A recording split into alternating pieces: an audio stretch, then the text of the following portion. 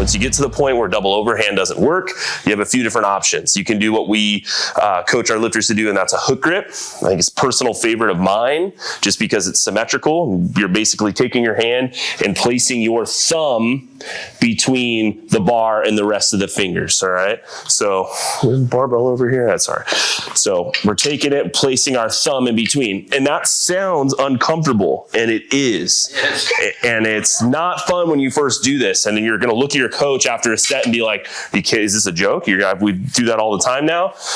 You will adapt. I think there's, on average, like 2 weeks of suck before you're like, I'm not even really thinking about this anymore, all right? But for the couple sessions after that, you're just gonna be thinking about your thumbs the whole time. Just like when you're squatting today, probably, a lot of you tight-shouldered men were thinking about your chest and your shoulders instead of thinking about your legs. That goes away, you adapt, and it's not that big of a deal. Another option you can do is a switch grip or an alternate grip. There's nothing inherently wrong with that. It's just not as symmetrical. There's some uneven forces. You just have to be mindful of keeping that supinated hand really straight, and that works as well, all right? You could try to keep track of it and be like, well, I'll pull a set this way and then pull a set this way to try to keep it symmetrical. So there's just less variables and things you have to worry about if you get comfortable with a hook grip. Some people, we have lifters in here that make their money from their hands, they're dentists or they're surgeons or whatever, and they're really nervous about smashing their thumbs. They don't want to do that. So we'll tell them to use straps. And there's nothing wrong with straps either, right? So there's many different types of straps. We have some figure eights over there. It doesn't really work with a watch on, but you just put this on.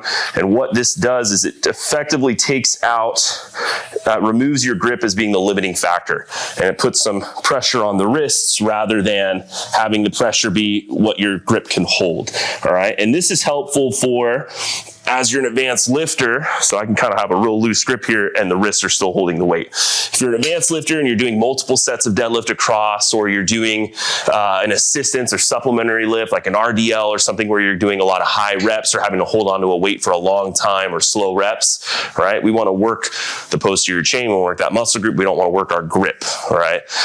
If you're a non-competitive person, you're never worried about competing for powerlifting or anything like that, which these are not allowed, then I would say use your straps. You know, you could do hook grip, and then once your hook grip fails, then you can utilize straps after that. So it's a good kind of tool to have in your bag and utilize. So those are kind of the three grips and your choices. So today, if you're lifting heavy and you're still doing double overhand grip, we'll show you a hook grip, or you can, if you're comfortable and you use alternate all the time, you can use alternate.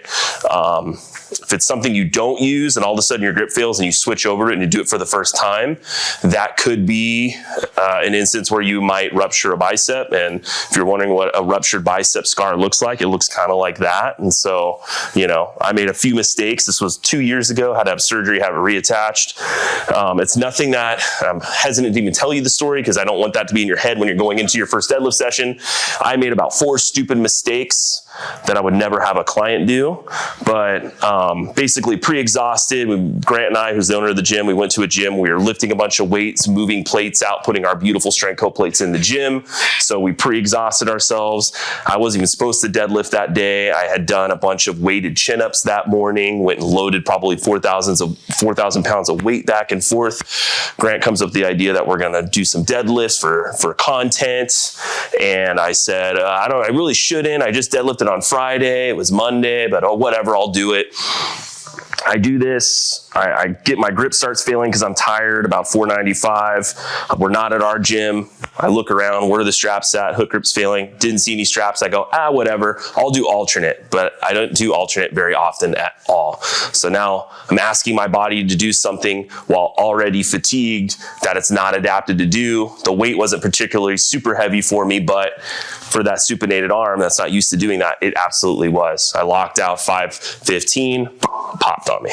So not that I want you to fear that. That's just like a little thing, you know, don't be stupid like me.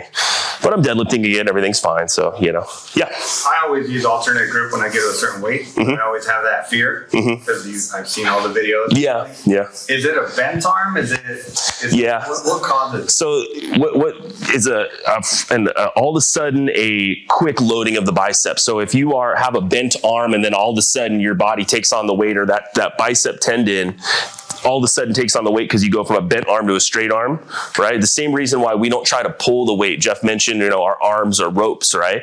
They just hang there, right?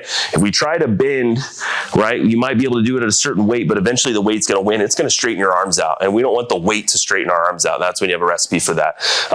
So you'll see it in, you know, deadlifting, and then you'll also see it like strongman guys. They'll do the Atlas stone, and inherently, like when you get in that position, your arms kind of have to be bent. So guys will all of a sudden do that, and it'll snap. But again, it's probably less of an issue if you're doing it all the time and you're loading things smartly because you're following a program and you have a plan. It's less of an issue for me, right? If all of a sudden, if you've never done it and then you jump into a really heavy weight and you're doing a single and you never do it and you just switch over, that's kind of what happened with me. So it's still very rare. But how do you avoid it? Make sure that arm is long and straight. You're not rushing into the setup. You're getting a slow squeeze and setting our back, then driving our feet through the floor instead of just, you know, gripping it and ripping it, as the kids say, right? It's a patient thing. It's a deadlift. It should be a slow lift. It shouldn't be popping off the ground. If it is, it's too light.